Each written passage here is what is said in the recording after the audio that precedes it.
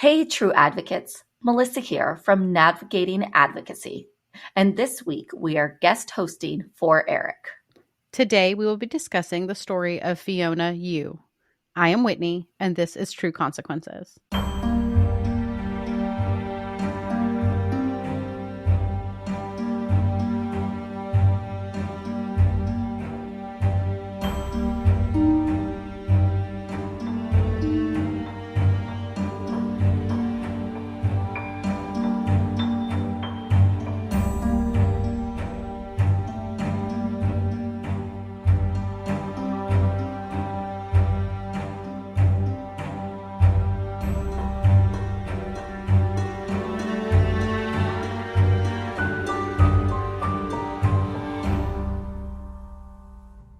We are traveling to the town of Tempe, Arizona, to tell you about the horrific murder of a college student by the name of Fiona Yu.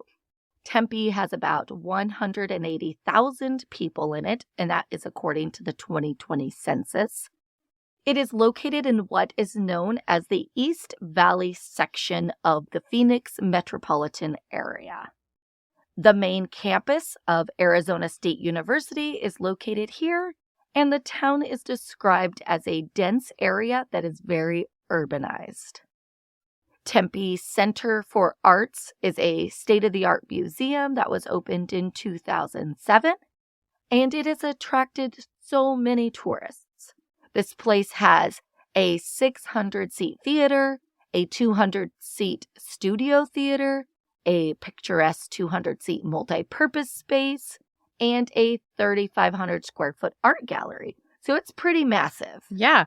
This picture you have of Tempe down in this valley, it looks like it's very Vegas-esque if you throw in some trees. Exactly. Yeah. Vegas is very flat without very many trees, but you can tell in this picture it's scattering of trees with a big hub in the center, but mountains in the background. And what I was thinking, though, is more it's kind of flat, and then there's just these random high-rises in the middle, which is exactly like the Las Vegas Strip is just these super tall buildings in the middle of a desert. Exactly. This town is larger than I thought it would be. I knew of a couple cities within Arizona, but this one is pretty large, I would think. This town is actually getting their first professional sports team this year, and I think it may have already started. We're getting close to the end of the year, but it is the Arizona Coyotes, and they moved into what is called the Mullet Arena. Oh, gosh. Yeah. Chris and I had went to a mullet festival at one point in our lives, and that's a story for another time. That's a meet and greet story. Come see us at an event, and we'll tell you about the mullet festival. Ask me about it. It was crazy. So just for any of you sports people out there and had not heard of the Coyotes before, they are a National Hockey League team, which is exciting. But go Tampa Bay Lightning because that's my fave.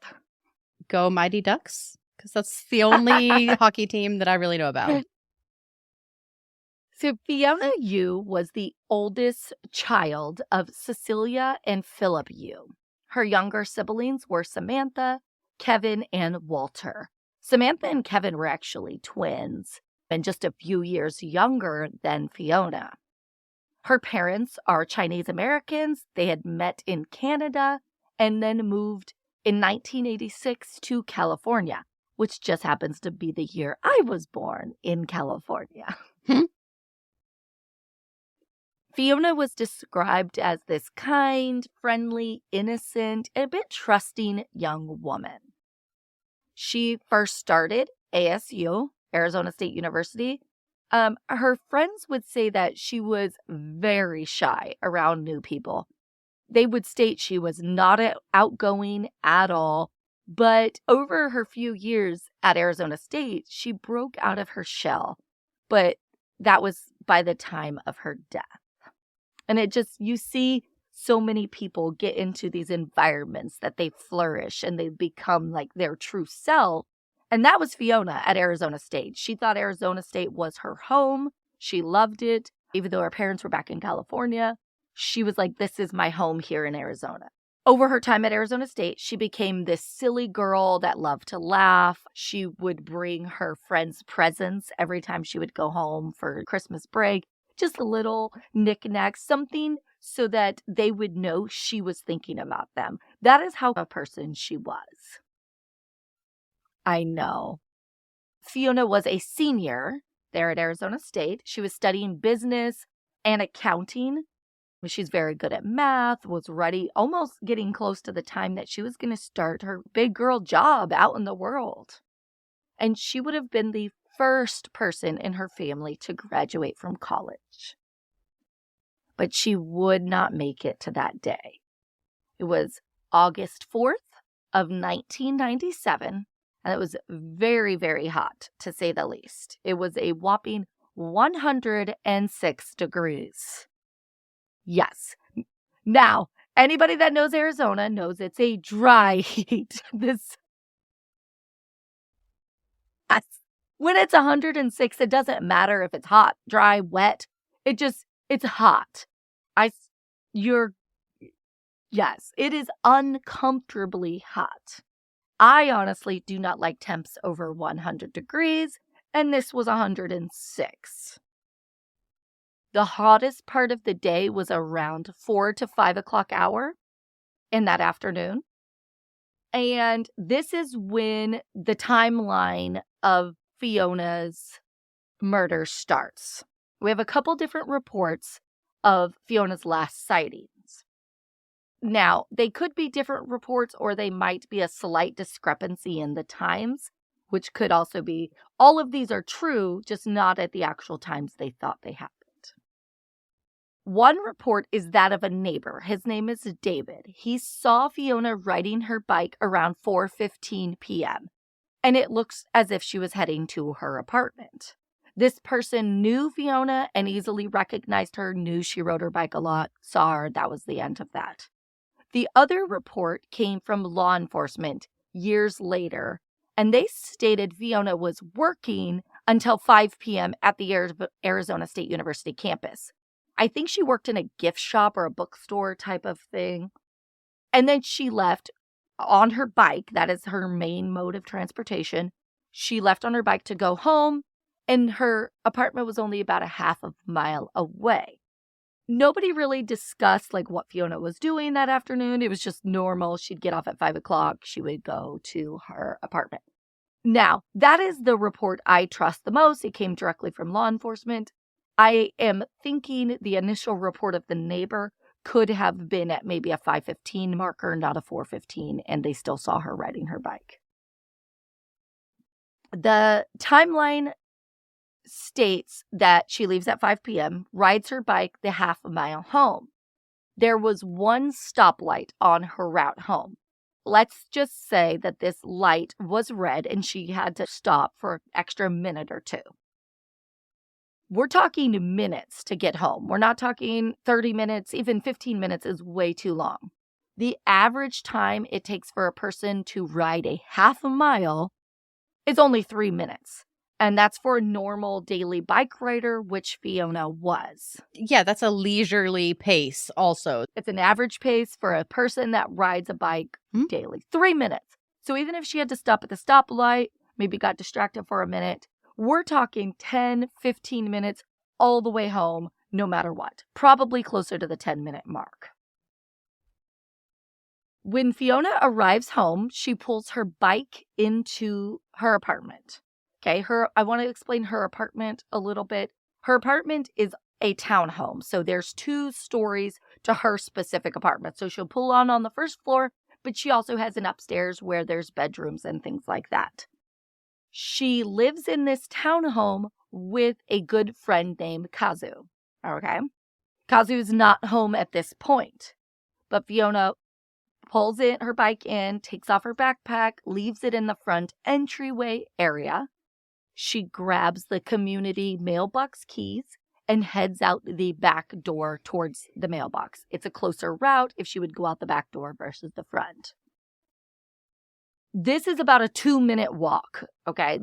In this area, you have to remember, it's right off of the campus, right off of University Drive. This is mainly a place where co-eds live. This is college apartments. So it's huge apartment complexes all over this area so that students can live here. So 2-minute walk, a neighbor sees her getting her mail and walking back to her apartment through that same back door. This back door is a sliding glass door. Fiona makes it back inside her apartment, and then it seems as if she went straight upstairs, probably to her bedroom, and she was attacked on the landing area in front of like her bedroom and bathroom, whatever is upstairs in her apartment. This is not like a landing area outside her apartment. This is inside her apartment.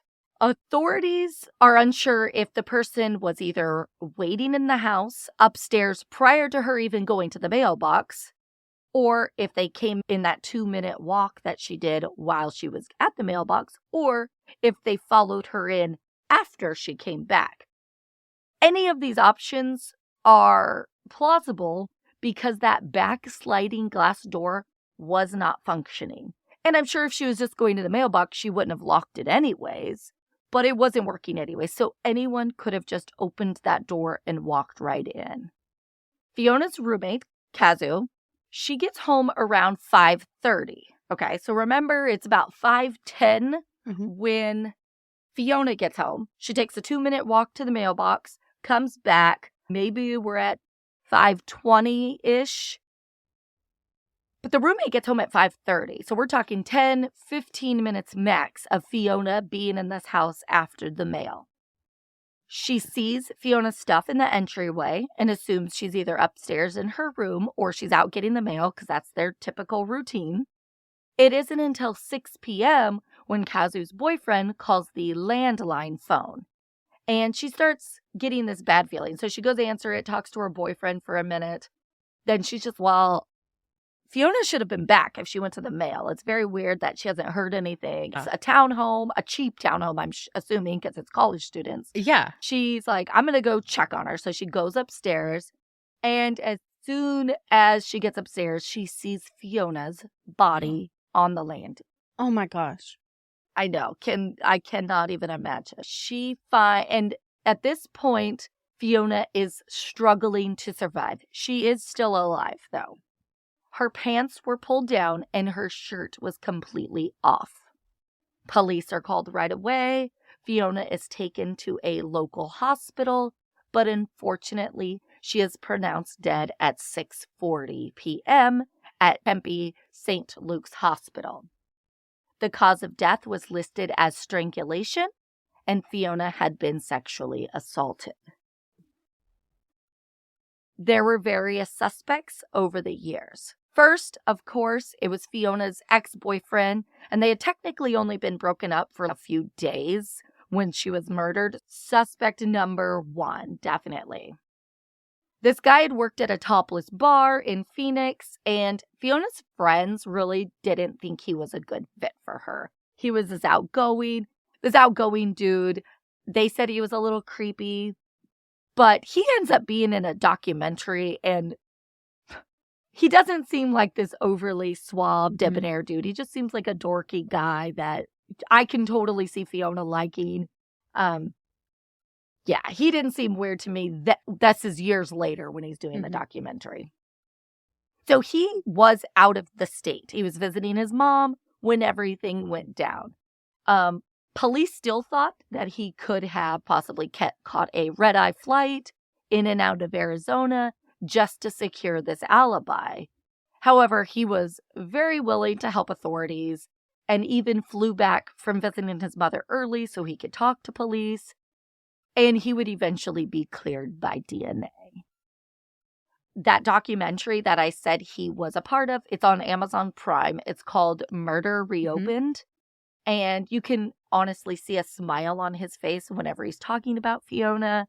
Just like these memories coming back to him, and she was so silly, and it's kind of cute when you can still see that light in his eyes. That emotion. All these years. Yes. Was their breakup, sorry to interrupt, but was their breakup mutual? Did it say, did they get in a huge fight? Like, why would, I understand that they would take him on as the first suspect because it's always the husband or the boyfriend, but It wasn't a huge breakup. I believe she broke Okay. up with him, though, is what I read in one report. No, just your normal college, hey, this isn't working out. They didn't even go out very long. It Okay. was a few weeks, a month or two Gotcha. at tops. It wasn't this crazy Okay. thing at all.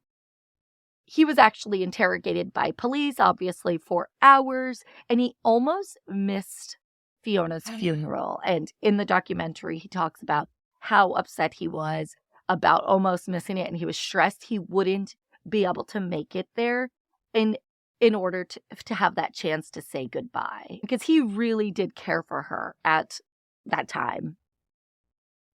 The other people that were looked into were these two teenagers.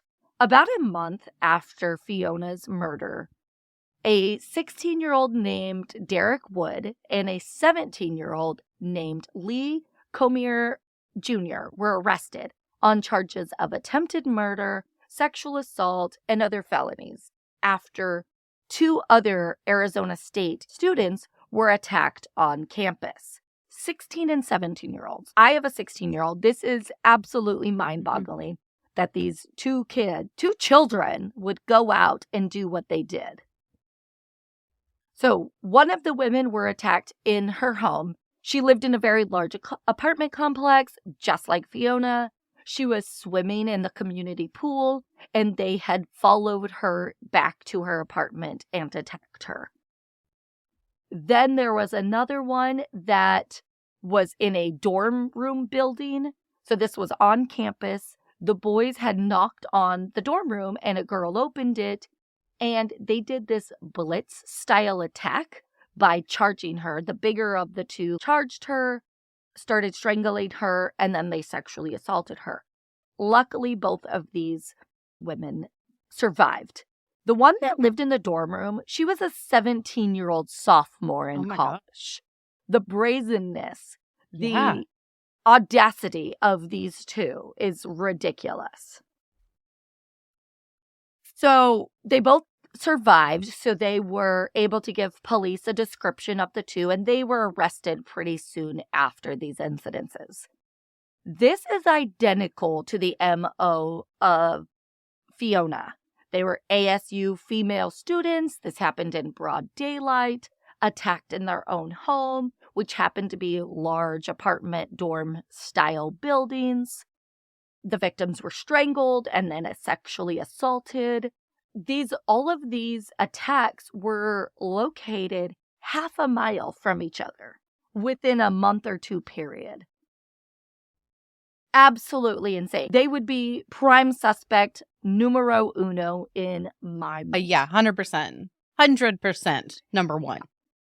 Everything is pointing to this, guys. But DNA does not match. They were fortunate enough to collect a substantial amount of DNA from Fiona, and these two kids did not match.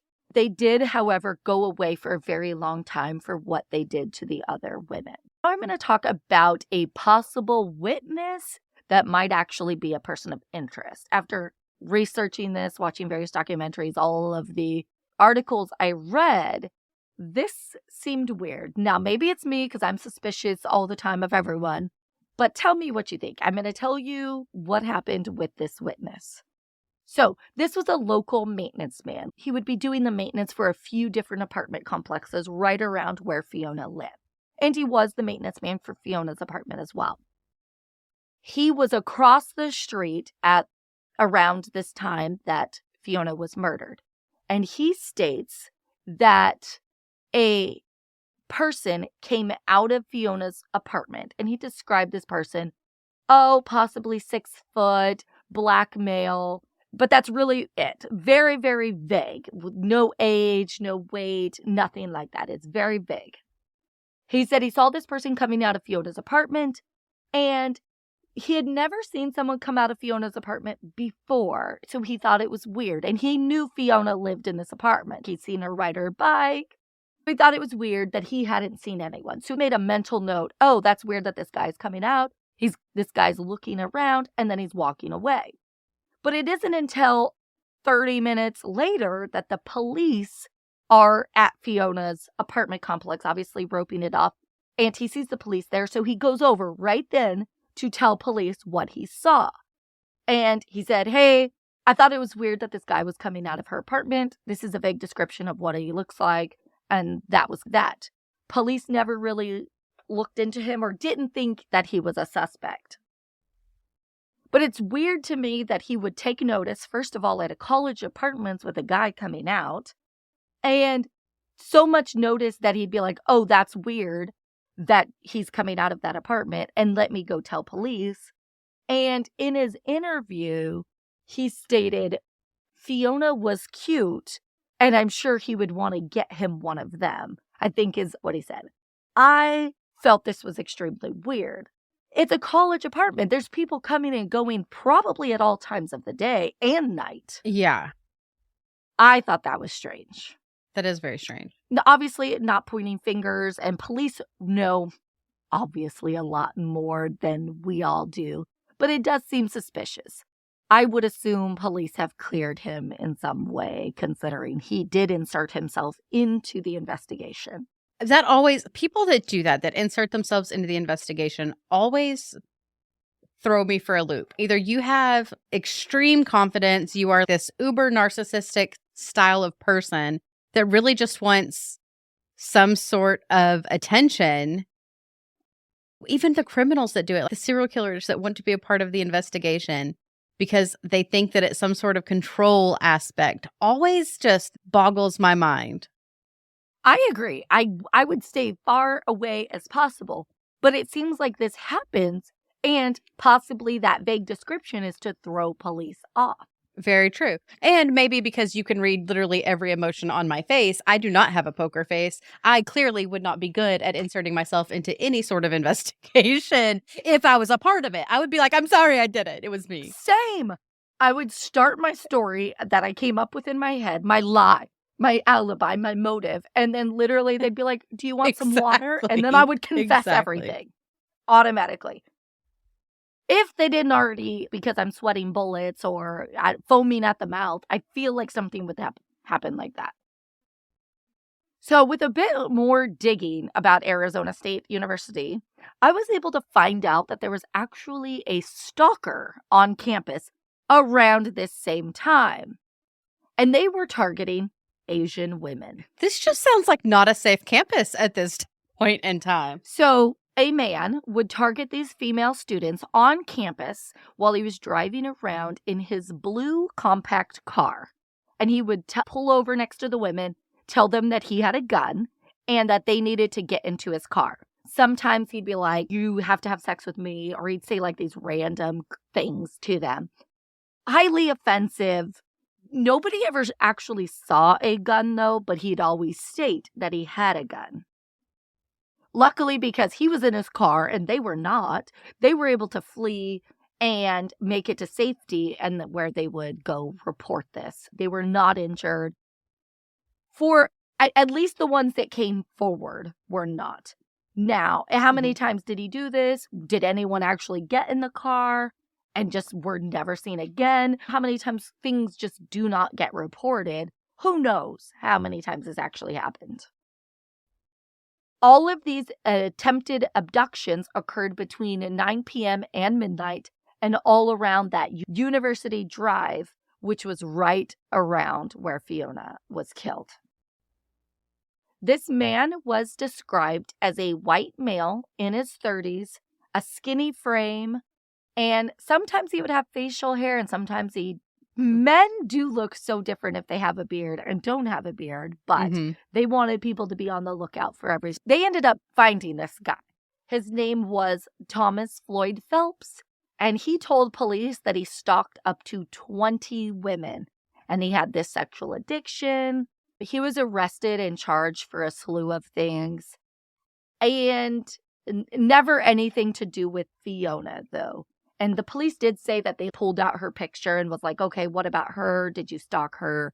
He didn't make any type of reaction. He was just like, no. And they don't believe he had anything to do with it. Prior to him being arrested, every time they would talk about this stalker in the newspaper, Fiona's name would be mentioned. And they'd be like, this also happened. Fiona was Asian. This could be connected. However, after he was arrested, Not one mention in anything I could find had Fiona's name attached to it, which I thought was weird as well. Like, why are we grouping her with these women that were stalked prior to this, but then after he's arrested, there's no connection.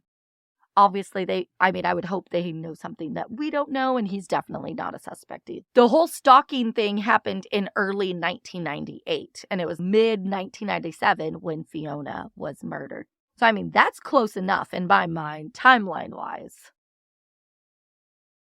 I would agree. At this point, the Arizona State students, they had enough. It was dangerous. This is really dangerous on campus, and they started protesting all of these unsafe conditions on and around the campus. There had been a murder, multiple sexual assaults, a dozen attempted kidnappings, and a lot of them were still unsolved at this point, or they were starting to figure things out. The entire campus was on edge, and female students could no longer walk alone, even in broad daylight. Oh my gosh. These protests were called Take Back the Day. It was all about fighting back against violence. This one student said something along the lines of, they want us to be more careful. That is putting the burden on the women, and here we go with the victim blaming. I know. Oh, if they were just paying attention. Oh, if they kept their head up, knew their surroundings, if they didn't walk alone. Or how about these vile human beings that think it's okay to take what they want from another person? They just didn't do that. Everything would be safer. Yeah. How about these assholes just keep to themselves instead of murdering people or stealing people or all the gross things that these stupid people do? Exactly. I'm like, let's not put, like that girl said, let's not put the burden on the people that are just trying to get an education. Let's put the burden on the psychopaths that are doing this on the daily. So if you've listened to us before, you know we cover unsolved cases. So yes, Fiona's case is an unsolved murder. However, there has been some amazing updates in this case because of DNA. In 2017, 2 decades after Fiona's murder, investigators used Parabon Nanolabs, which is a company that specializes in DNA phenotyping. They were able to predict a bunch of characteristics of Fiona's murderer. This included eye color, hair color, skin color, freckles, face shape. This is insane what DNA is coming up with. This is like Bones level stuff. All I can think of is Angela from Bones creating a face on her computer. That's what this is. This is what this is. And it's so exciting. So they took the DNA that they found on Fiona and they were able to produce a composite based on the information they gathered. Some obviously very smart people are creating this amazing change. This is a game changer. Mm-hmm. I do believe in the next decade or two, people will not be able to just murder random people and get away with it. They won't. Not with this type of technology. Not with science. Yes. So this testing is getting so precise, or maybe the right word is detailed. They were able to tell at the time of the crime, this man that killed Fiona was believed to have looked or been in the age range of 25 years old, and he had a body mass index of 22. It's crazy that they can tell if you're lean or not. Yep. That is freaky to me. They were able to tell like his size based on this. Based on the composite from the DNA, investigators are looking for a Hispanic male. So approximately 45 years old, but that was back in 2017. So we're talking about 50 years old now. He has brown eyes, black hair, and this matches the description of another assault that happened right around the same time as Fiona's and close by her apartment, another sexual assault that obviously wasn't linked to any of the other people that were like stalking all the humans around there at that time. Wow. Yes. So where is this guy now? Good question. Because he was young then. He could definitely still be alive, even though it's been 2.5 decades since Fiona's murder. For today's call of action, the composite will be shared on our social medias. Will you please share it? Getting this image out there will make such a difference in this case. Have they taken this composite and done an age progression? I did not read that they had done that but they really should consider that. And or since they do have this DNA and already have the phenotype report, surely they could match it to GEDmatch. Exactly. I'm sure they've done that too. Or it might be in the line. There's a long wait list for a lot of these things. Yes, exactly. It might be. But this is one that really could be solved considering we know pretty much everything about this dude. Yes, please share the composite because this is a possible serial rapist, murderer, still could be out there wandering the streets. We have no idea. Fiona's family, her parents and her siblings have been through so much and they deserve to know what happened to their shy, silly Fiona. If anyone has any information, please call the Tempe Police Department non-emergency line at 480-350-8311 or the Silent Witness at 480-948-6377. I love that Arizona has that Silent Witness program. I know it's comparable to Crime Stoppers, but it just seems, I don't know, different. Just grown up with, and you just feel like, what good is that going to do? It's just Crime Stoppers. Not that it's not a good organization. It's a great organization for what they do. It just seems... Silent Witness sounds so state-of-the-art and fancy when Crime Stoppers is what we've always had. Yes. I don't know. It's just nice to see something different. It makes me feel like there's more resources out there than a lot of people think. I agree. Yeah, that there's more people out there trying to help and get these cold cases solved. Yes. Because hers is, I do believe it's going to be solved because of the DNA. If DNA, you know me, I'm like, it's going to hit every time. Right? The way the world, like you said, before much longer, even now, I don't think that you will be able to get away with murder. With most crimes, with the technology that we have now. The camera technology alone. No way. Yeah. Everything is on video these days. Everyone has surveillance. Everyone has a Ring doorbell. Everyone has a cell phone at all times. People aren't afraid to record anymore. Exactly. People record everything. Point in case, we almost died on a boat this summer and someone was recording us instead of helping us get ashore. Yeah. Exactly. There's always one person that thinks about recording first before saving their lives. Precisely. But yes, that is Arizona. Wow. That was so much crime in that one little area during that time period. It is unbelievable. On a college campus, the majority of it. Wow. Yes. How did people send their kids to school then? I do not have a clue. But it's very weird just trying to Google what went on at Arizona State during that time period. And you can't Google it. I had to go into archive newspapers to get the information. Thanks for listening and stay safe, New Mexico.